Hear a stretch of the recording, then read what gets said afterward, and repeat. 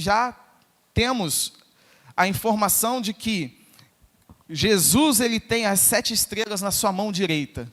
Isso é algo fantástico, porque as estrelas significam os anjos, os líderes, os pastores, né, das igrejas.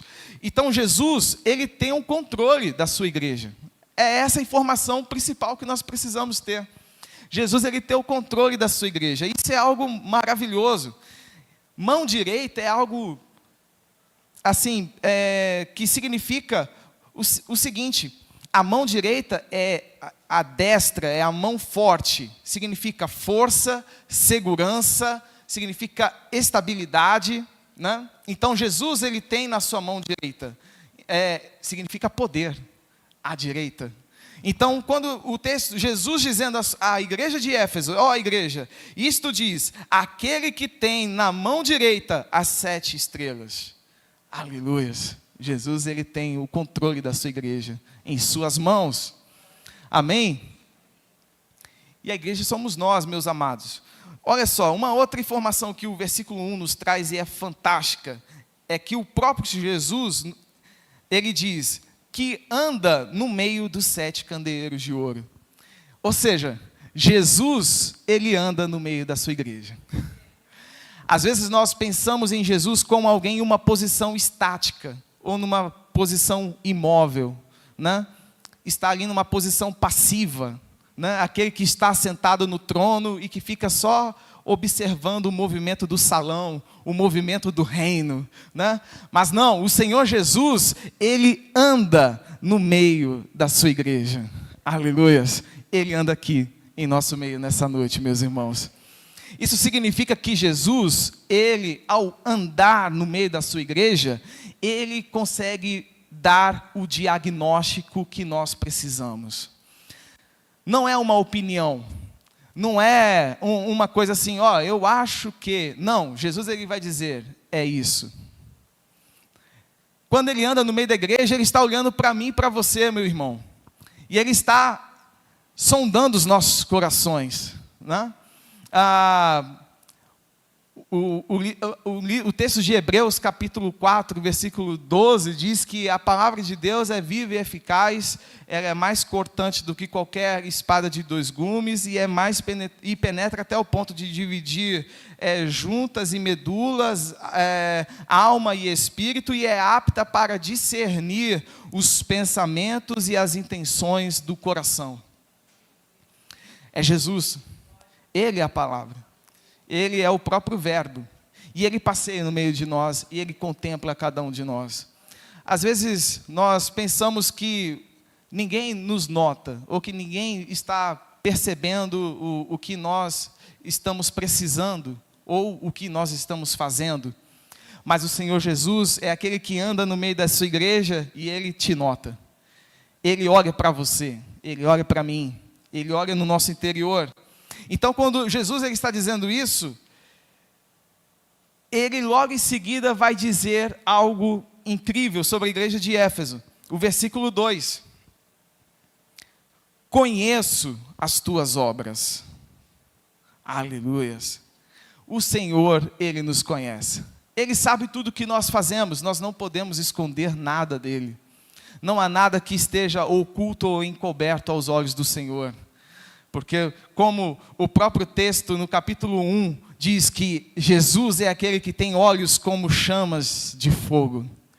É esse Cristo, é esse Jesus que João ele descreveu, é ele que está andando no meio da igreja. Aquele que tem olhos como chamas de fogo.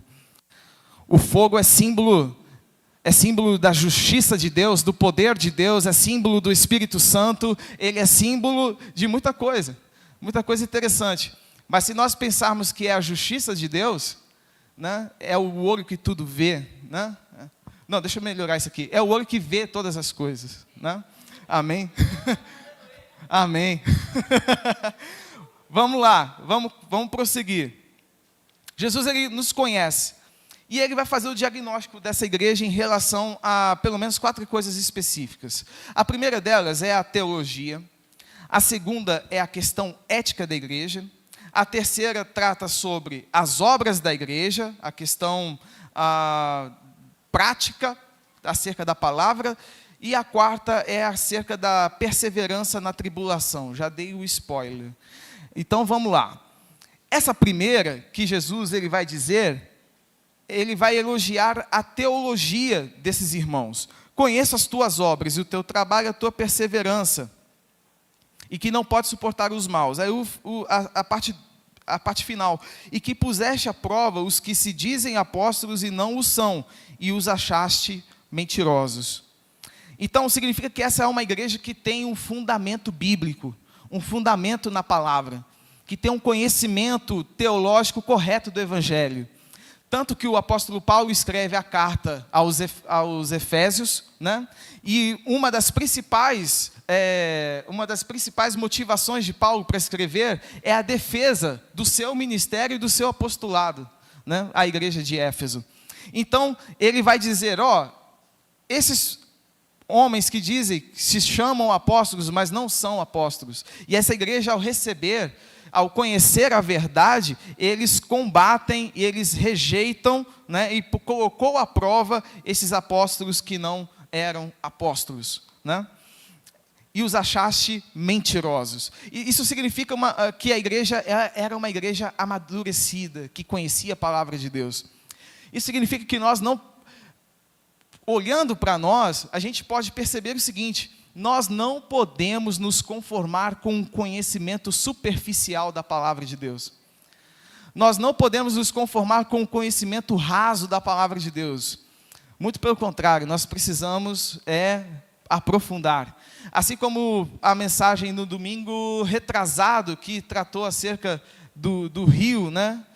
E que se andava metros e metros e até chegar ao ponto de profundidade das águas. É isso que o Senhor espera de nós, que nós sejamos profundos na sua palavra, conheçamos, meditamos nela de dia e de noite. Então esses homens, essa igreja foi elogiada pelo Senhor Jesus nesse sentido, por ser fiel na doutrina. Uma outra coisa, a segunda, é a questão que Jesus elogia a ética da igreja. Lá no versículo 6, Apocalipse 2:6 diz assim: tens, porém, a teu favor que odeias as obras dos nicolaítas, as quais eu também odeio. Essa é uma palavra forte, odiar. Mas Deus está dizendo, vocês odeiam e eu também. Aí você vai me perguntar, mas quem são os nicolaítas, né? Quem são esses caras aí, o que eles faziam, né? Os nicolaítas eram uma seita que praticavam promiscuidades, e eles também induziam o povo a praticar promiscuidades. Uma delas era, por exemplo, não somente na questão da sexualidade e da prostituição e coisas afins, mas também induzia o povo a comer coisas sacrificadas aos ídolos, né? Então essa era uma das coisas que a igreja ela rejeitava e que aqui o texto diz, odiava. Tem coisas que nós precisamos odiar, nós não podemos aceitar, meus irmãos. A doutrina certa, a teologia correta, bem fundamentada, ela também nos dá uma base para termos uma ética, uma moral centrada no Evangelho. Amém? Os irmãos estão entendendo até aqui?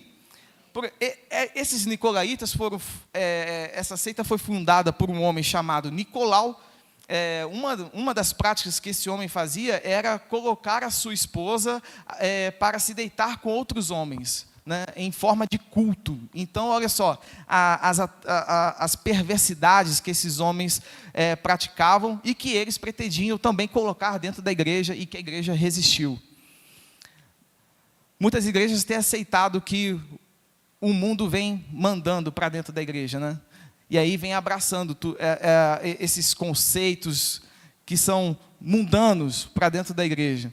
Mas a igreja que tem uma teologia bem fundamentada, eu falo teologia no sentido de estudo bíblico, de conhecimento da palavra, uma ética fundamentada no Evangelho, a gente vai saber se posicionar, a gente sabe se colocar, seja no nosso trabalho, seja na nossa escola, seja onde nós estivermos, onde colocar a planta dos nossos pés. Amém? A terceira é a questão Jesus elogia a igreja pelo trabalho, pela paciência e por não suportar os maus. É o versículo 2. Conheço as tuas obras e o teu trabalho. Essa igreja, além de ter uma teologia forte, eles não... O que eu posso dizer? Quando a gente olha algumas igrejas que trabalham muito bem a palavra, geralmente a gente começa a dizer, mas essa igreja é uma igreja que não tem um movimento, né? Não tem uma ação em relação àquilo que ela aprende da palavra. O que Jesus aqui está dizendo é que eles não somente tinham conhecimento da palavra, mas eles trabalhavam muito para o reino de Deus. Né? No sentido de pregar a palavra do Senhor, no sentido de